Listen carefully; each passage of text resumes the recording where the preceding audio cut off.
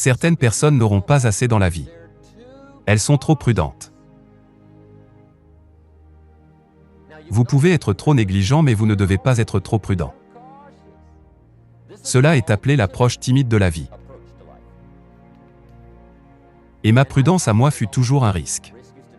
Le risque m'avait conduit. J'avais l'habitude de dire, et si telle chose advient? C'est le langage du pauvre. Et si cela advient? Et vu les conséquences, vaut mieux ne pas essayer.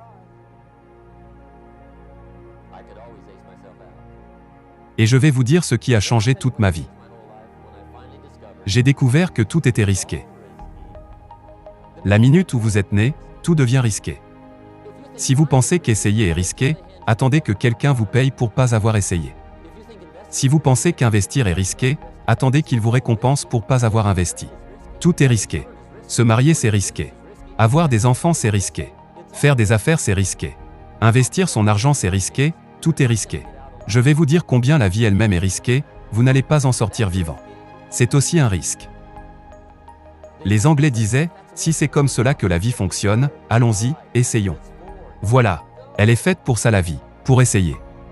Quelqu'un disait, oui mais je cherche la sûreté et la sécurité. Ok d'accord, dans ce cas reste blotti dans le coin, nous allons te couvrir et te ramener 3 repas par jour, et nous allons te protéger, te nourrir, te surveiller, prendre soin de toi et ne laisserons rien t'arriver. Et tu vivras à 100% sans risque. La personne répondait, oui je veux vivre à 100% comme ça. Mais quelle est cette manière de vivre? Quelle manière de vivre en sûreté et en sécurité? Ne demandez pas la sécurité, demandez l'aventure. Mieux vaut vivre 30 ans pleines d'aventure que 100 ans prudents dans ce petit coin. Vous voyez que le nombre d'années que vous viviez, ce n'est pas vraiment important. Ce qui est important, c'est comment vous les vivez. Voici une autre attitude malsaine, nous sommes presque à la fin de notre liste mensuelle, et nous sommes aussi presque à la fin de ce séminaire. Tenez bon. L'attitude suivante est le pessimisme. La maladie mortelle de rechercher toujours le mauvais côté, l'aspect problématique, le côté difficile, rechercher toutes les raisons pour justifier pourquoi telle chose ne peut pas être accomplie. Le pauvre pessimiste vit une vie très hideuse. Il n'essaie pas de rechercher ce qui est bien, il recherche toujours ce qui ne va pas. Il ne recherche pas les vertus mais plutôt les fautes. Et quand il les retrouve, il se réjouit. Qu'est-ce que c'est affreux! Ce pauvre, quand il regarde par les fenêtres, il ne voit pas le beau coucher du soleil, il regarde plutôt la poussière sur les fenêtres. C'est ce même monsieur qui se précipite tout en perdant son sens, et dit, j'ai 5 bonnes raisons pour soutenir pourquoi cela ne marchera pas. Il est si bête qu'il ne sait pas qu'il a besoin que d'une seule raison.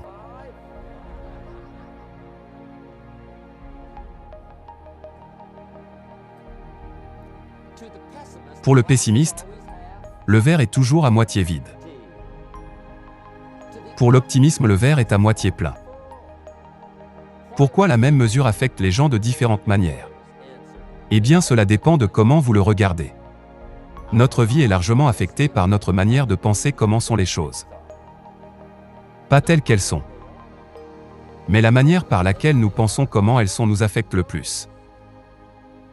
Il y a un sujet que j'appelle l'habitude de mieux penser, dont nous n'avions pas assez de temps pour y rentrer ce soir. Une des choses les plus importantes que Schoff m'avait appris quand je l'ai rencontré est celle-ci. C'est l'habitude de penser pauvrement qui retient la plupart des gens pauvres. Non pas l'habitude de travailler pauvrement, parce que beaucoup de gens travaillent dur. Mais ils ne pensent pas profondément. Et il m'avait montré que l'esprit c'est comme une usine mentale.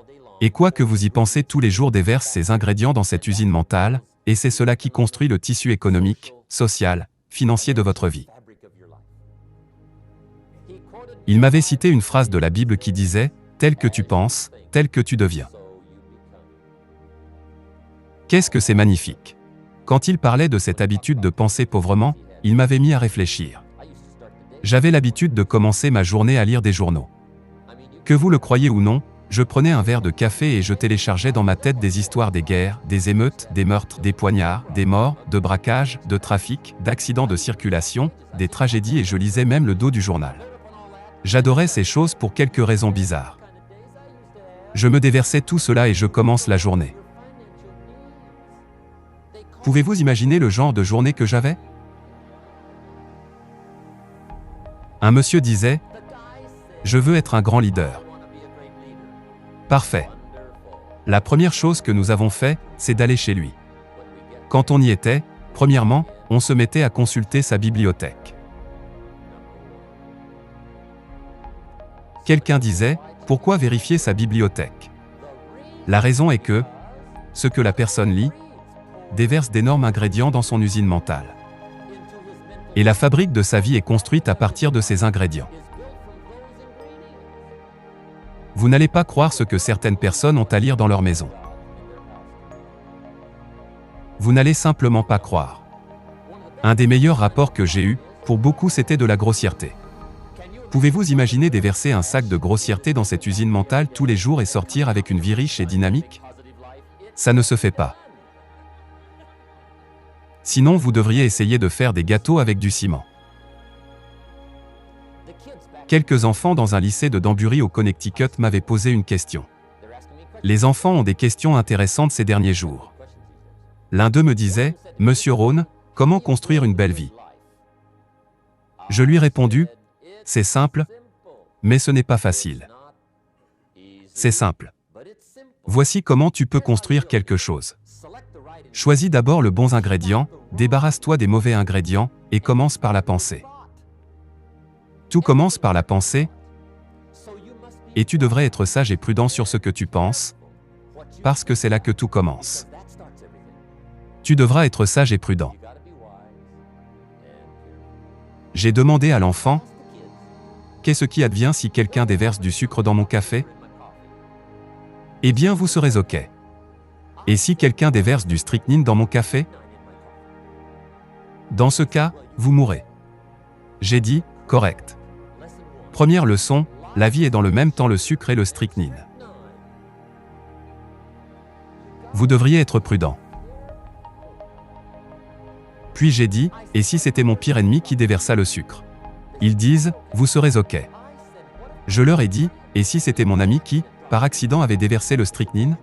Ils disent, vous seriez mort. Et je leur ai dit, leçon numéro 2, gardez un œil sur votre café.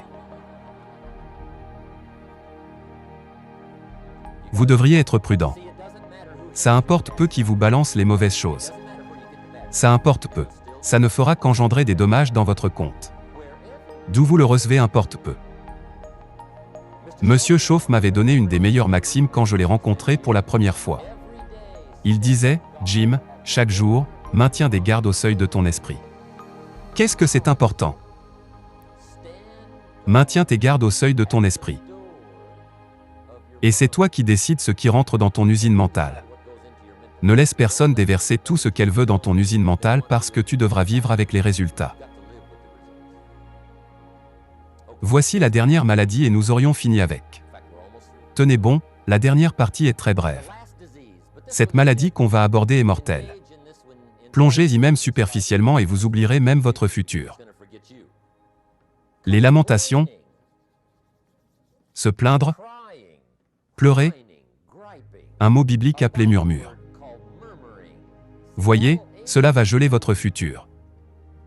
Passez 5 minutes à vous plaindre et vous avez perdu 5 minutes. Et vous allez rentrer dans ce qu'on appelle le cancer économique.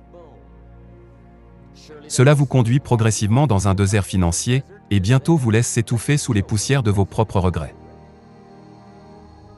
J'espère l'avoir bien dit pour que vous ne l'oublierez pas. C'est une maladie mortelle. Si vous ne pensez pas que c'est mauvais, demandez aux enfants d'Israël sous l'Ancien Testament. Comme nous tous, à l'exception que leur histoire s'avère être mentionnée dans un livre saint. L'histoire raconte que les enfants d'Israël étaient esclaves. Dieu a fait une série de miracles éblouissants pour les faire sortir. Et maintenant libres, ils se sont dirigés vers la terre promise. Vous vous rappelez de l'histoire? En direction de la terre promise, et voici la tragédie de l'histoire, ils n'y étaient jamais arrivés à la terre promise. La raison, depuis le premier jour, ils ont commencé à se plaindre. Ils râlent, ils se plaignaient de la qualité des eaux. Ils râlent sur le temps, ils gémissent et pleurent et râlent sur les aliments. Ils se plaignaient du leadership, ils gémissaient et criaient parce que c'était trop loin, très chaud, très froid, très difficile, très misérable. Ils gémissaient et se plaignaient pendant des années jusqu'à ce que Dieu a dit, « Je vois. » Voyage annulé. Ou quelque chose comme cela. L'histoire raconte qu'ils étaient morts dans le désert sans jamais atteindre la terre promise. Ce que je crois, signifie deux choses. Se livrer aussi longtemps aux lamentations vous rompt avec votre futur. Et je crois que ça signifie aussi que même Dieu ne pourrait supporter autant. Donc regardez toutes ces choses qui peuvent détruire tout ce que vous avez construit de si bon. La lutte continue. Et ce soir, ou demain, mentalement, socialement, économiquement, vous devriez être sûr que vous allez remporter cette lutte. Et tout cela en fait partie.